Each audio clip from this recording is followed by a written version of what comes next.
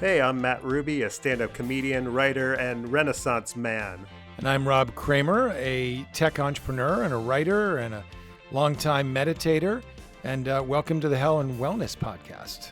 And on this podcast, we take a look at all sorts of trends in the health and wellness space and do a deep dive on them. I'm a little bit of a skeptic or cynic around some of this stuff, but I also embrace a lot of it. And I used to be a bit of a hook, line and sinker kind of guy. You just teach me something new, and I went full force on it. Now, getting a little older, feeling a little bit more skeptical, but just love delving into, as we like to say, the different modalities of health and wellness. Yeah, we're here to help you separate the wheat from the chaff, or the essential oil from the inessential oil. How about that one? We haven't tried that yet. Or maybe we separate the quinoa from the jackfruit. Oh, well, that's a sneak preview of what's to come in this episode, where we're going to be talking about Stoicism, the resurgent philosophy, originally from 2,000 years ago, that's kind of in vogue again. We're going to get into it, explain it, talk about how and why it's become popular, especially amongst a certain group of people, and the pros and cons of that. Should we get into it, Rob? Let's get into it.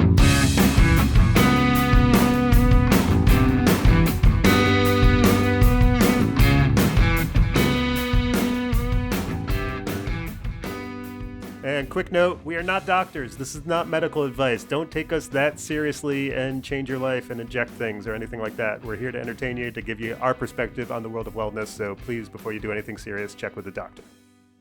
George Washington, Walt Whitman, Adam Smith, Immanuel Kant, Thomas Jefferson, Theodore Roosevelt, Ralph Waldo Emerson. Rob, do you know what they all have in common? Well, besides the fact that they're a bunch of old ancient dudes, something with Stoics and Stoicism? You got it. Yes, they were all believers in Stoicism. I guess they all believed in even more ancient old dudes and the philosophy that they had. So, and Stoicism, it's having a moment right now in our culture. It was not something that I ever really heard about other than the word Stoic. I knew I had heard that. I never knew that it came from somewhere and had a whole philosophy behind it. But yeah, it's an ancient philosophy dating to around 400 BC after the death of Socrates. And it basically, it boils down to four values, which are courage, temperance, justice, and wisdom. So courage is kind of obvious. Temperance, which means mostly self-control. Justice, which is treating others with fairness, and wisdom, having the practical wisdom to navigate complicated situations. And it seems like there's if you had to boil down Stoicism to one singular idea, it would be we don't always control what happens to us, but we always control how we respond. Which to me seems to have some overlap with Buddhism at all. Do you sense the Buddhist overlap with some of this stuff? You just took it out of my brain. Absolutely. They're kindred spirits for sure. Because, other theories of Stoicism is that you endure pain and pleasure without complaint. You look at what happens in your life with a bit of detachment. I mean, to me, these seem like classic sort of Buddhist concepts of, not being attached to how you think outcomes should be, but just trying to be in the moment. You control what you control. You don't control what you don't control.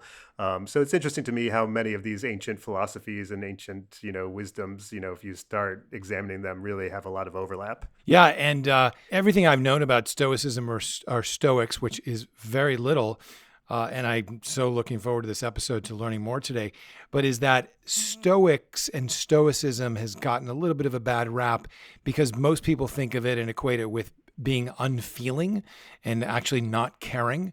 And clearly, as you deep down into this, into the history of Stoicism, it really has nothing to do with that. I guess it's reframing it as caring about the stuff that matters and the stuff that you control, and trying to not care about everything else. So, for example, some of the stuff that I would say is valued in our society, but Stoics you shouldn't pay attention.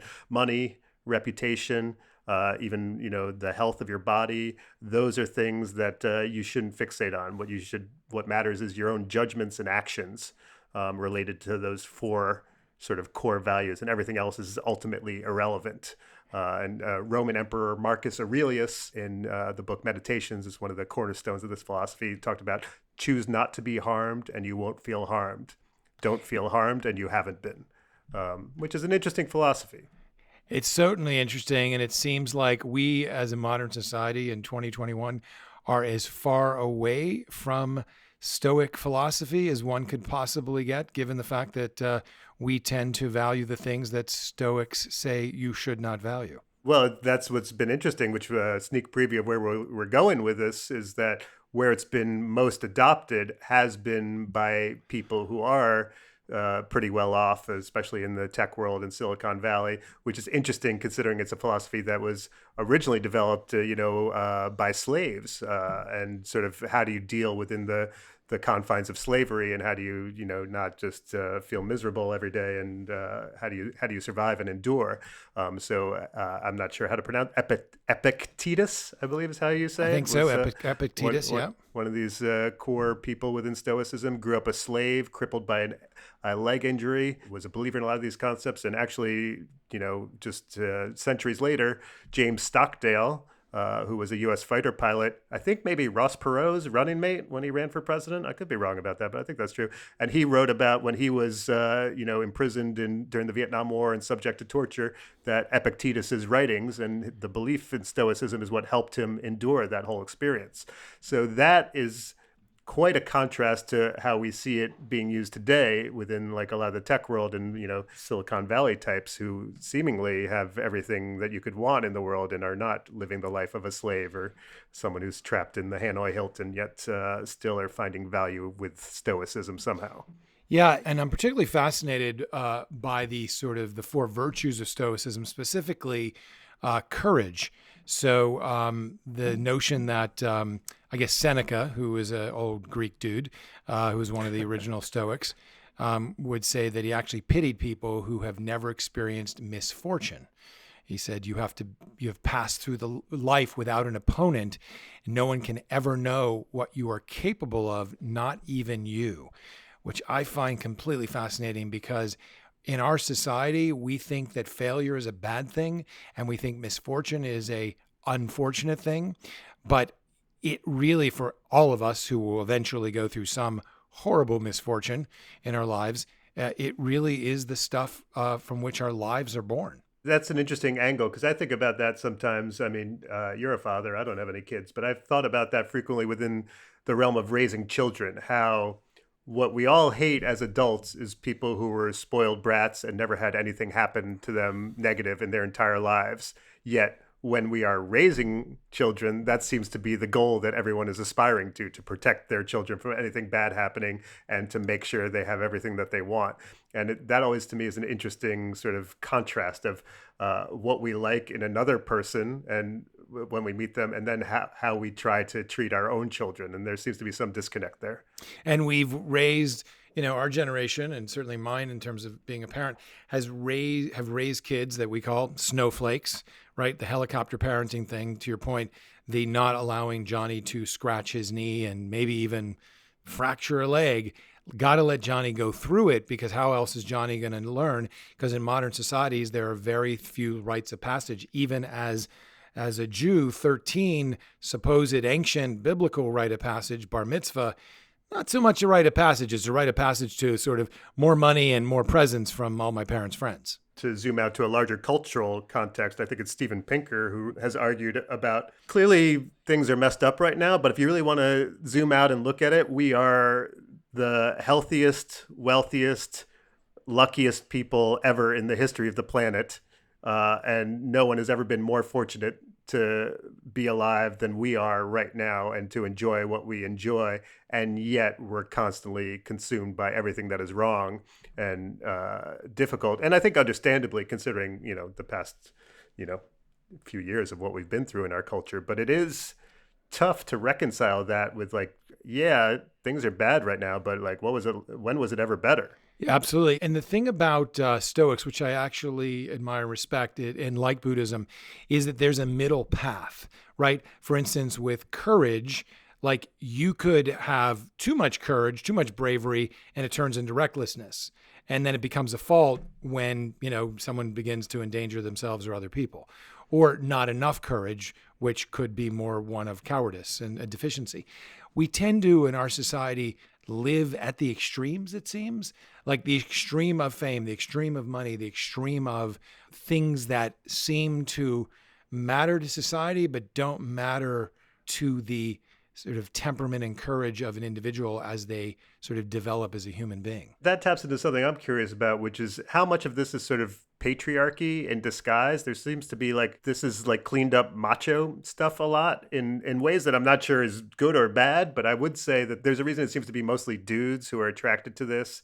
There's definitely like it seems like a very Bear Grylls, like Marine wannabe, like rehearsing the worst case scenario all the time, assuming if something bad isn't happening now, then it will. The idea Seneca wrote that anger is brief insanity and grief is an irrational contraction of the soul. So really detached from emotions and feelings and getting wrapped up in things that I think traditionally we associate with as more female qualities. So I'm curious, is that anything that's occurred to you as you were looking at this at all? Only because I started tracking it against sort of my experience with Buddhism and meditation. And so I didn't really initially inflect this kind of Stoics are sort of, go out into the wilderness and go conquer and buck up. And yes, the early Stoics, said, do you have cojones? Do you have actually balls enough to actually do something that matters? But for me, it really, the jewel, at least for me, lives in this middle path, this balance, this merging of life that kind of, certainly life teeters on the sort of the fulcrum of, both positive and negative and the polarities, but like that it's not about one extreme or the other, that it really is about disciplining yourself to lead a much more centered life. To me, the other thing about this is it also seems somewhat vague a lot, that like, do you feel like you would read this and really like it would impact your day-to-day decision making? Is there like, what's the practice that you get into based on this? Like those were some of the questions I had, like, because, the idea of like, you're supposed to, starve yourself or go without food or warmth. I'm like, what am I supposed to do that every day? And that's going to help me as a daily practice, or I guess with Buddhism at least, or therapy or other things. I'm like, okay, well, this is the thing I'm supposed to do every day or every week in order to enact this. Whereas this had a little bit more of like a vague sheen to it. My sense of whether it's a philosophy like Stoicism or it's a religion, any modern or ancient religion, and Buddhism, which didn't start as a religion, although most don't, it's more of a philosophy or a way of being. My sense is that there are very orthodox approaches to some of these philosophies and religions, and that as in Buddhism, there are ascetics. These are people who obviously, abstain from many things in life, and to us as modern householders, that's particularly extreme.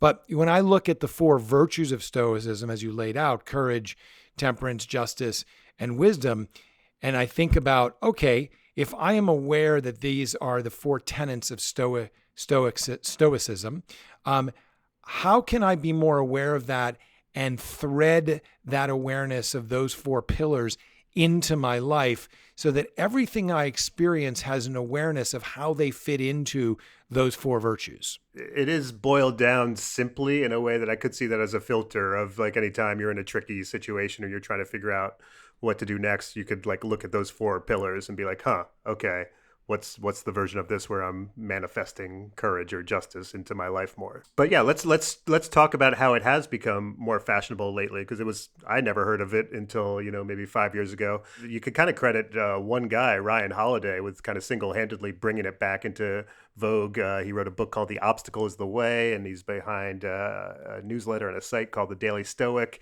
He's an interesting dude. I actually met him once we both spoke at this tech conference once, so I met him briefly, but we didn't have any sort of in-depth conversation. Seemed like a nice enough guy, but he's got an interesting story, a trajectory of like kind of working as a marketing guy. Wrote this whole book about like kind of marketing, how to be like an evil marketer almost in a way, and trick the media into believing you. And then he worked with some questionable people like Dov Charney at American Apparel and Tucker Max, who both have been accused of different things in different ways. And, he was helping them during that time. So it's interesting that his own past is a little bit, I don't want to throw him under the bus because I don't know that much, but, you could at least ask some questions about that stuff. And yet here he is sort of bringing this philosophy, and also just such a brilliant, like, sort of tactical move to be like, I'll just find this ancient philosophy from thousands of years ago, repackage it in a newsletter and through this book and to the tech world and on podcasts, and kind of own it as if I created this philosophy. So I'm intrigued by this dude and how he single-handedly sort of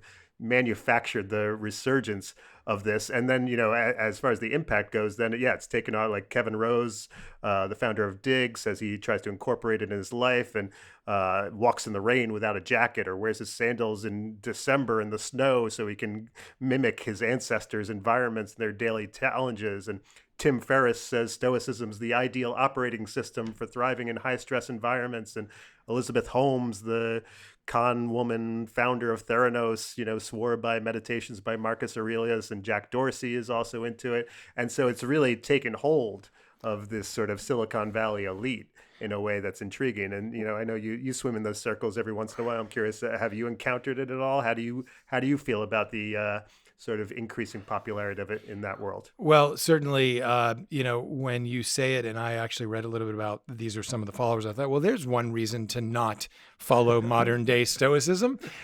Sure, Elizabeth Holmes, let's follow her philosophy of life. Look, when you talked about wanting to do this on the podcast, you were the third person in that week who actually brought up Stoicism to me. I had encountered it as well a number of years ago, probably, I think even may have a copy of Meditations by Aurelius, but, not a subscriber necessarily of Stoicism, although I am now a subscriber of the Daily Stoic, because when the third person tells you to pay attention to something, you should probably pay attention. My sense is that, like all things, especially in our modern day internet-driven world, that people like Ryan, who are really good marketers, didn't know much about him. It's not surprising that he's a great marketer, and these are the kinds of things he's done in the past.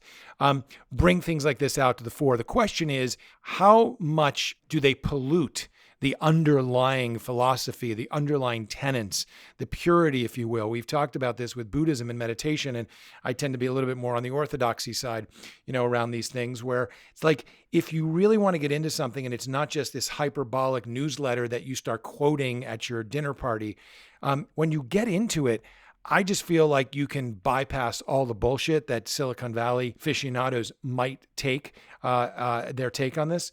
But I think at the core, it's a very, very valuable philosophy to bring back. I do think, though, that in the same way that you said, what a great marketing idea, guy takes this ancient philosophy, brings it back to the modern day, and markets the shit out of it through the Daily Stoic. I think about it as the same way that people have been taking quinoa over the last 10 years and brought it back. And now, guess the new big thing is jackfruit.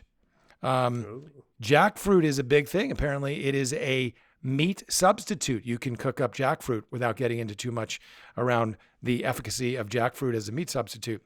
This is what we do. We take things to their extreme. We turn them into something that they're not.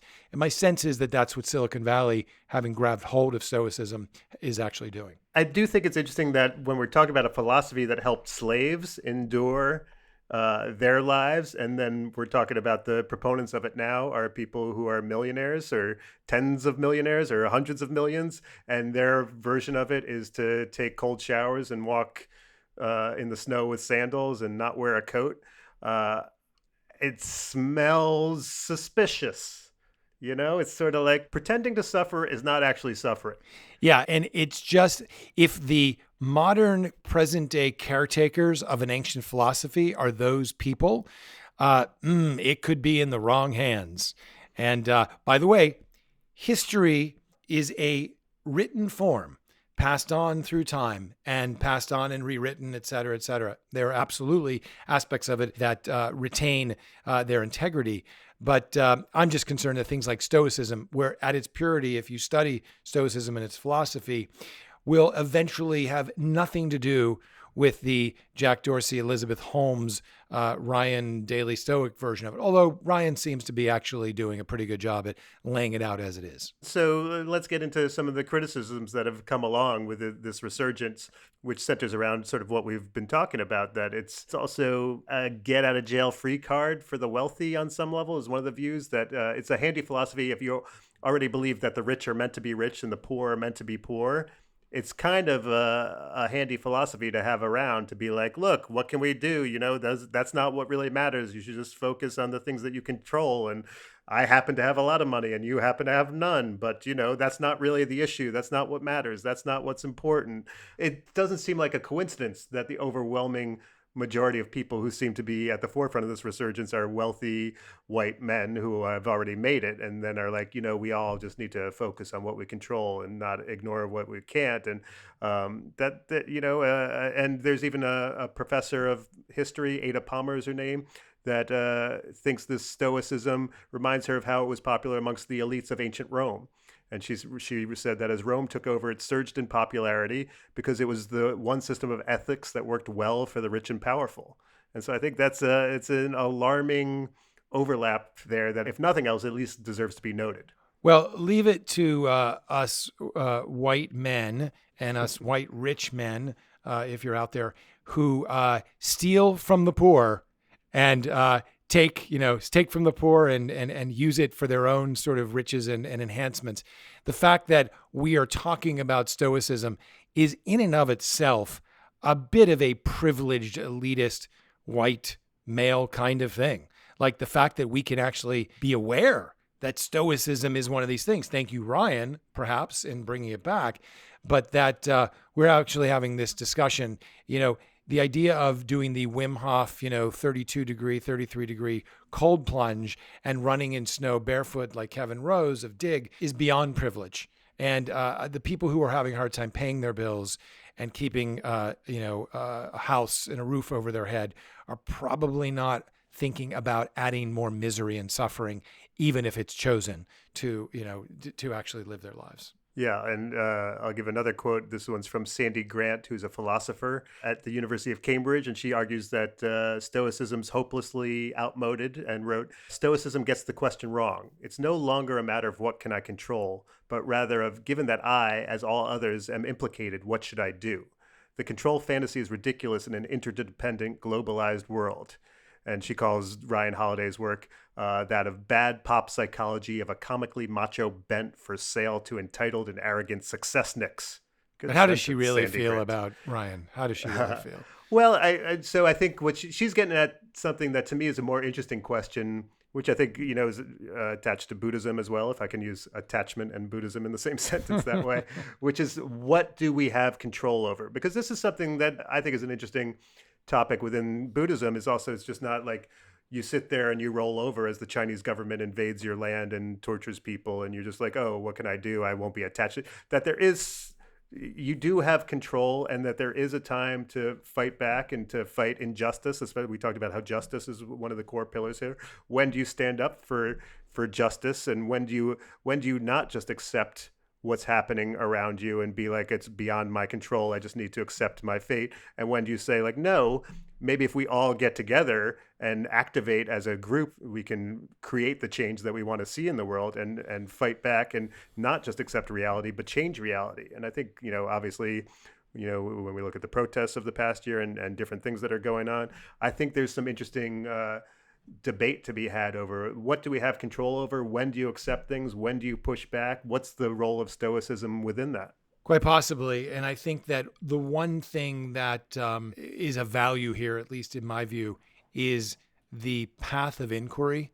We in a modern society, in a very, very busy, distracted, attention economy world, don't often have time to self-inquire. And I think Stoicism really sort of, the early practitioners seem to force themselves in a benign way to seek inquiry in all aspects of personal, societal, political, social endeavors. Yeah, and I think to go back to these tech barons, I guess I'll call them, and their embrace of Stoicism and this idea of what do you control or what do you don't control? Like, well, what don't they control right now? Like, Jack Dorsey, like you could argue about how much influence he has on the world right now. And if you're at a tech company that has, millions of dollars and resources and all this impact and all this power to transform the way we live and work, then what's the role of stoicism in your life? To just accept things the way they are and endure things that are hard, versus to be like, no, it's incumbent upon me to make things better for other people. I am the one who actually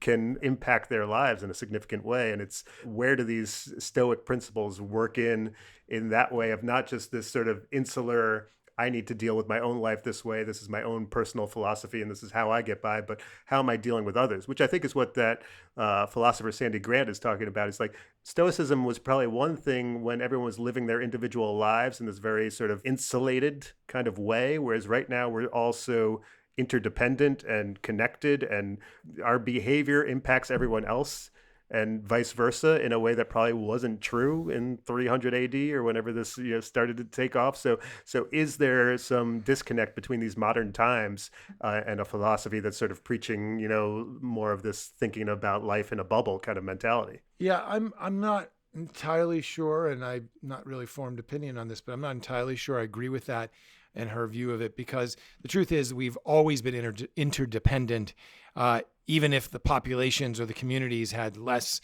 people around, that, the plebiscites and the elitists still lived in a sycophantic or parasitic or, controller relationship. Everyone is always been interdependent. The notion of we're now more of a global impact society, and the internet sort of binds us together, and all of our actions, are equal and greater reactions on everyone else.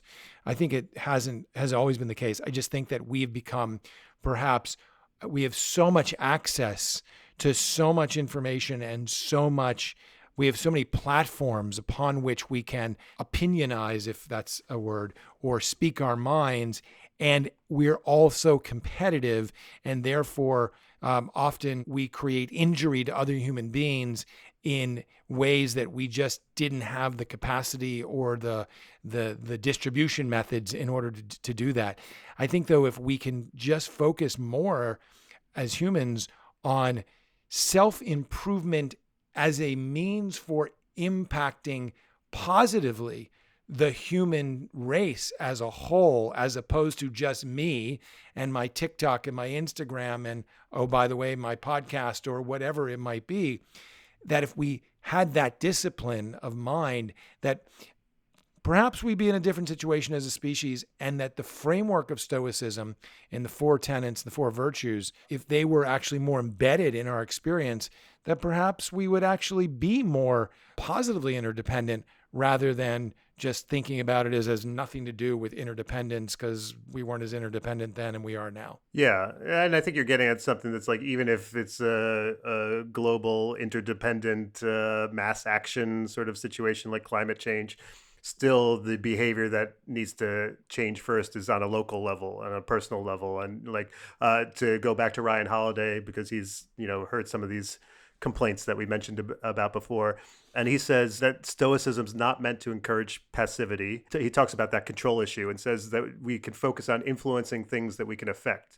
So he wrote that shouldn't spend time complaining. This is back when Trump was president, about whether Trump deserves to be president and worrying about his leadership. Instead, you should focus on what's in your control, your own actions, working for the next election, making sure you're prepared in case of an emergency, comforting others. So I think that speaks to kind of what you were getting at too, of, sort of, there's this thing out there that's bad, and, like you can get obsessed and fixated on it, which I think many of us have in recent years, or you can be like, okay, well, what's the thing that I can do next that right now will make a difference in my life and the life of people around me? And aren't all philosophies, modalities, religions, frameworks throughout history really intended to do those things, to enable us to, live our fullest lives and bring goodness and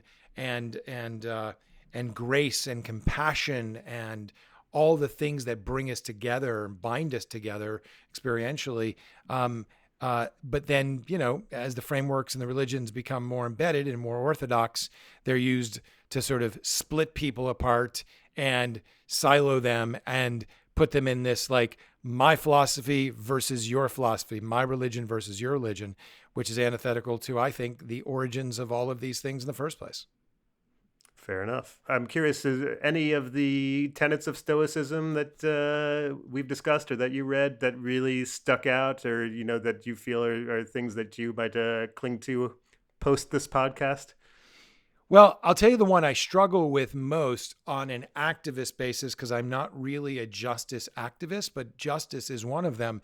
I just got done. I'm, as many people are, millions of them worldwide, obsessed with the musical Hamilton, and I just rewatched it, and I think about the time that these men lived, our founding fathers, and the amount of sort of justice that they were going for in the world and trying to get from under the thumb and the authoritarianism of the British Empire.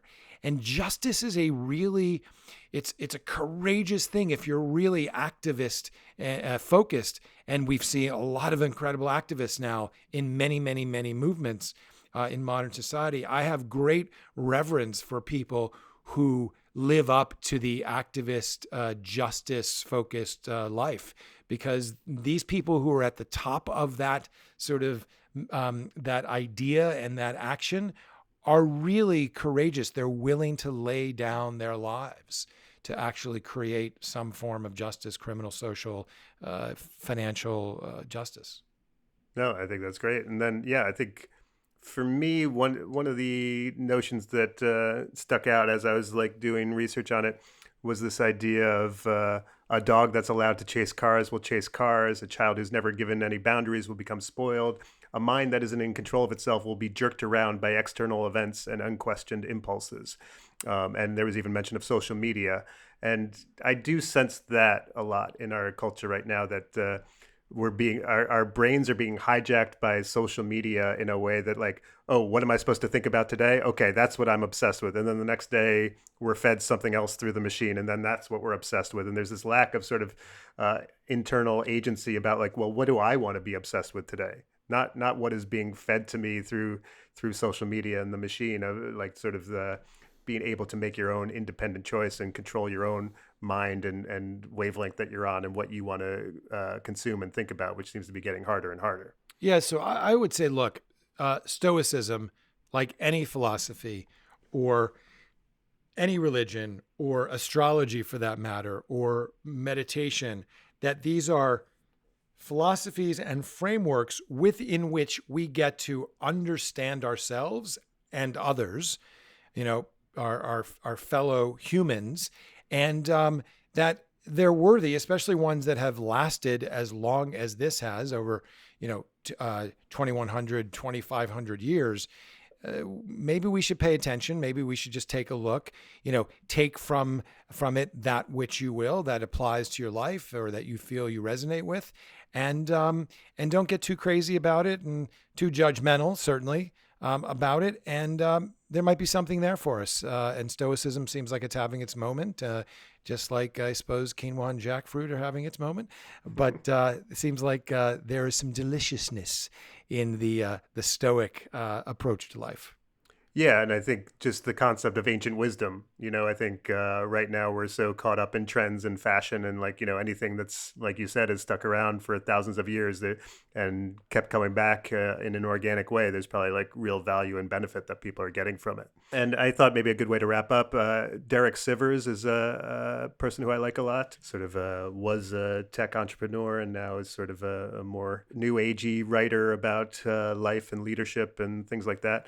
And he reviews or puts notes of all the books that he's read online, and one of them was Stoic Joy. And I thought his review of it was interesting, or the introduction to his notes was that it was almost too personal for him to give an objective review of the book, because I'll quote him: "I found when reading it that the quirky philosophy I've been living my life by since 17 years old matches up exactly with a 2,000-year-old philosophy called Stoicism. Mine was self-developed haphazardly, so it was fascinating to read the refined, developed original, and it really resonated."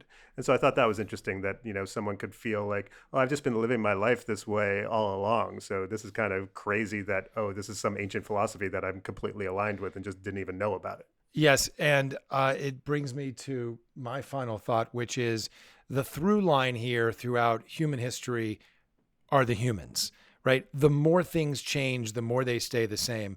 We are all just trying to do the best we can, figure out how to live this life in a way that not only enables us to experience joy, experience compassion, and to sort of help our fellow humans. And there are many different paths and many masters. And perhaps Stoicism is one of them. And if it's appealing to you, check out Ryan's newsletter, dailystoic.com, and see what comes of it.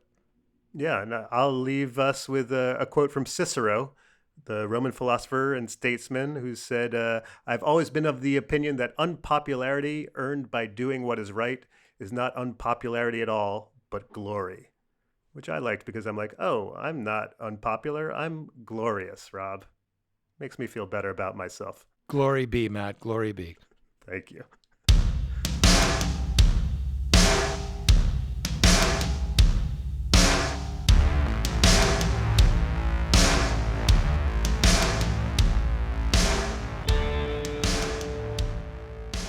Thanks for listening to Hell and Wellness. I'm Rob Kramer. And I'm Matt Ruby.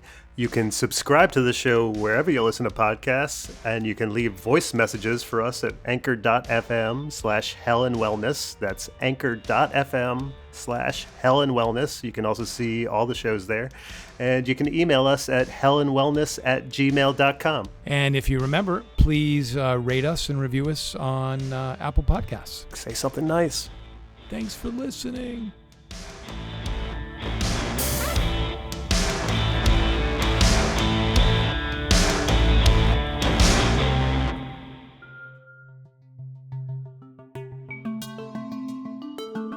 This podcast is produced by Stereoactive Media.